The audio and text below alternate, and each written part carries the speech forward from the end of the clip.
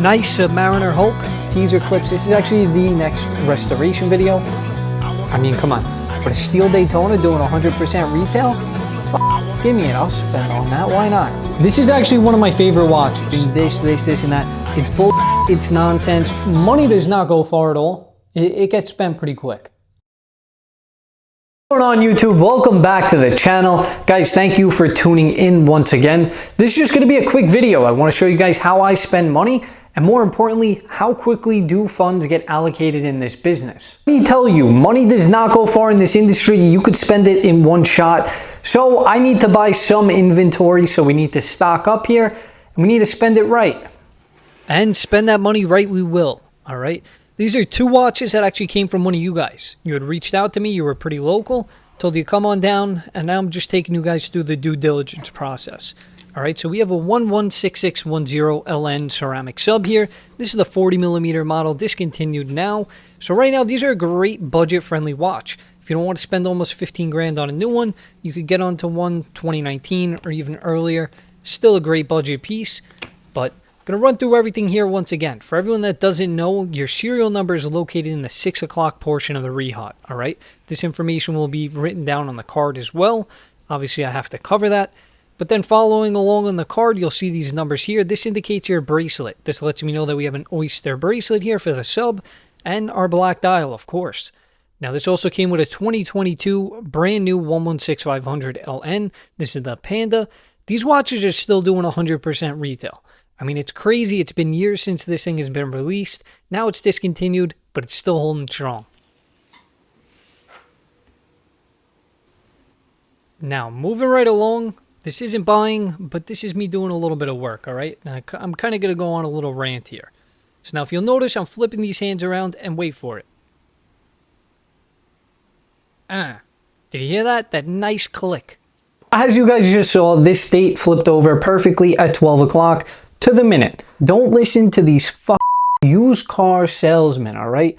That tell you, oh, no, the minute's hand, it could go 20 minutes past 12. The date wheel is just engaging, this, and that. It's bull, it's nonsense, it needs a service, and something along the lines of the hands were not set correctly. All right, something is wrong there. It should not be taking 20 minutes to flip over to the next date. With a caliber like this, it should flip over at 12 o'clock. Anybody could just buy a watch and sell a watch. All right, you need to know what the hell is going on internally. You need to know what you're looking at, because if there is an issue, you need to know how to address it. And fortunately, I do. This watch came in. It needed a service. It wasn't running horrible, but I decided to service it anyway. Full service, full polish. This watch is actually now sold. Someone bought it right off the website. And here's the printout. If someone tells you your watch has been serviced recently and they don't have a printout, what the hell does that do? That does absolutely nothing. I can tell you guys anything is serviced. Everything's running great. If there's no printout, there's no proof on a time grapher, don't listen to anybody. All right? They have no idea what they're talking about, and that absolutely infuriates me. It really does. Half these people can't tell if there's oil left in a cup. Why are you listening to them? This watch, I know, I took a look at it. It's serviced. It's perfect. Shout out to the client. You're going to enjoy your watch. Now all I got to do is put this second hand back in, and then we can put this watch back together and get it off to the client.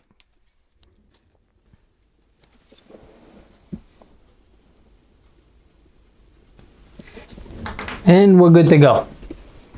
Back to the purchases, all right? We picked up a 26331 ST. This is a Royal Oak chronograph, full stainless steel watch featuring a nice black dial with silver subdials.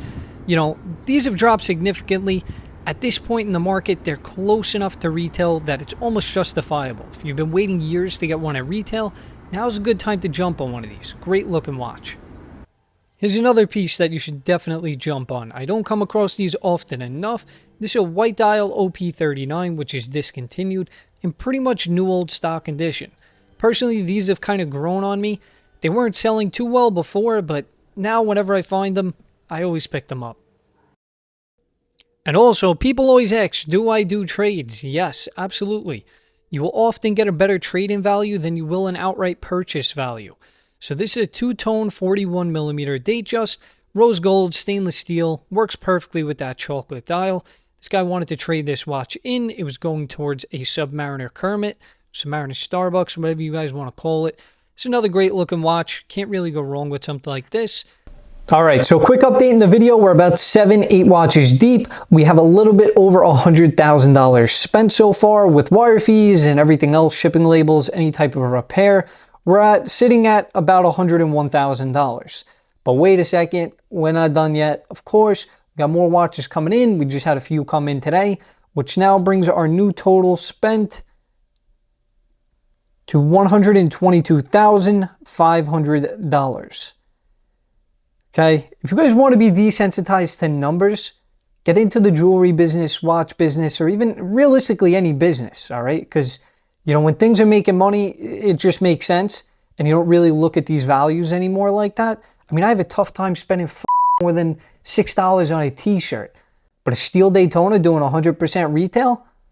It, give me it, I'll spend on that, why not? It's one thing I really got to learn to do better. I definitely got to learn how to enjoy the fruits of my labor. Because I don't spend money on shit. I really don't. Well, actually, hold up. I forgot about this watch. I did actually have to purchase this. You ever been forced to purchase something just so numbers make sense? Well, yeah, that's exactly what happened in this case. Not going to complain. It's a Tag Heuer Twin Time GMT. I think it's a cool watch. Came with no strap, no buckle. Needed service, ton of work. But you guys will see a restoration video on this shortly. I did pay a little bit over $500 for this. So add that to the total, but for now, we're going to keep on moving along. We're going to see what we got in today, and then we'll keep on going. So now this right here is one of those watches I always talk about. Value over everything, that always sat well with me. And I mean, this watch is in phenomenal condition. Omega Speedmaster, pretty much new old stock. There's not a single mark on it. Box, papers, complete set. Under $4,000, I can't think of a better watch to get into. It's a great looking piece. Now, here's a watch that needs absolutely no introduction, but I'm still going to introduce it, all right? So 116610LV, this is a 2019 model. I just took this watch in on trade, and this watch is probably my favorite Submariner ever made. The green on green combination, you really, I mean, there's nothing else like it. I think Rolex still makes some of the best colored dials, inserts, etc., stuff of that nature. This watch is unpolished, but I'm going to be honest here, I think I might clean it up. All right, it's not bad by any means. It has normal wear and tear. So realistically, I would like this thing to be at 100% because when I go to sell it, I would like to get the full value for it. Now, once again, it doesn't need a major overhaul or a major repolish, just some light brushing and touch-ups. This thing will be perfect. So we're going to run through everything. We got a few packages here. Starting right off rip. We got a nice Rolex here. This is actually one of my favorite watches. So this is a 116233. This is a two-tone with the hidden clasp that's now discontinued. I wish Rolex would bring this back. This has the anniversary Jubilee Roman dial. Crazy looking watch. This is a complete set, box, papers. Let's move it along. And we got two more packages here.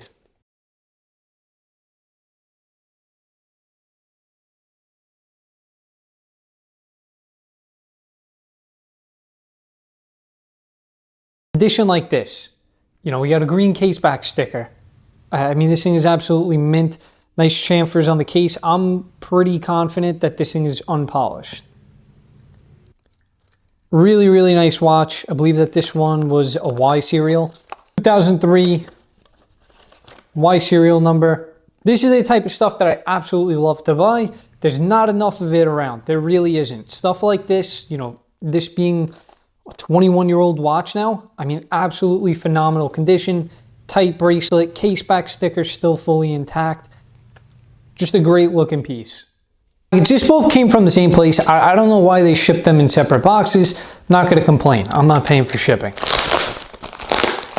And to me personally, this is a cool watch. 17013 oyster quartz with probably the craziest patina I've ever seen on one of these. Every piece of gold on this watch is almost purple, and this is the exact condition that I love to buy stuff like this in. I mean, it looks like to me the case has been recut, but I mean, that could just be my eyes. I mean, the dial, the hands, everything on this has a crazy patina. It has a nice cream lume, cream markers. Just a very, very nice watch. Let's give it a quick bracelet test, just to see. I mean, come on. Stop. And I tell you guys all the time, condition, condition, condition. That's the number one thing I look at. And this is why I buy some of the cleanest stuff. I will pay strong for good condition. And this is a prime example. Now, something like this, I will not polish. I won't touch it. This is something I'll sell as is, 100%. Maybe I'll just give it a steam clean, an ultrasonic bath. If you want to buy condition, this is the type of condition you want to buy. Phenomenal unit. You know, but that being said, this one as well. But that pretty much does it for everything that was bought, or at least everything that came in within these packages. You gotta figure out how much we're at for the total. Like I said, guys, money does not go far at all. It gets spent pretty quick, all right? But we're gonna figure out exactly where we're at. I'm not gonna lie, I didn't figure out exactly where I was at when I made an offer on this watch, but it was offered to me. I couldn't pass it up. Everyone already knows what this is. Read the box a few times. This is probably the best Patek, you know, ever produced, all right? 5167A. This is just my all-time favorite Patek. I've been buying a ton of these whenever I can. I mean, this is the new style class, brand new 2024 with the 26330 movement. I mean, this is a great looking watch, all right? But I did spend a lot of money. In fact, we went over 200,000. So that's going to do it for this episode. Guys, I just wanted to show you how quickly funds get allocated and pretty much how I spend my money. As you could see, $200,000, it doesn't go far at all. So I really need to do my due diligence and make sure absolutely everything I buy makes sense and I can make some money. So this brings me to my next point, guys. If you're reaching out trying to sell a watch to me, every single offer that I make, there is market analysis that goes into it. I need to know that I'm safe in what I'm purchasing. If I need to move it immediately, if I need to blow it out wholesale or even retail, I need to know that there is a profit for me, or at worst case, I could break even just to get out of it. Now, it's not like I'm just pulling numbers out of thin air. There's tons of market data that I put behind everything. Realistically, I just need to know what's out there and what it's available to me for. Realistically, all the theatrics going out and purchasing from other dealers, you could find better deals just from wholesalers, auctions, and things of that nature. So realistically, as long as I have my phone, some Wi-Fi, or a computer, I can do this job from pretty much anywhere. Next thing that came in, we have a red vintage Rolex box.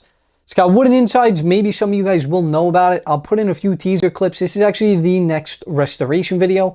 This watch is actually double, I think it's double my lifetime. Yeah, it's gotta be. It's an old watch. We did a full restoration on it. You guys will see that video. But for now, once again, thank you to absolutely everyone that continues to tune in, continues to support. Thank you guys. Catch you on the next one.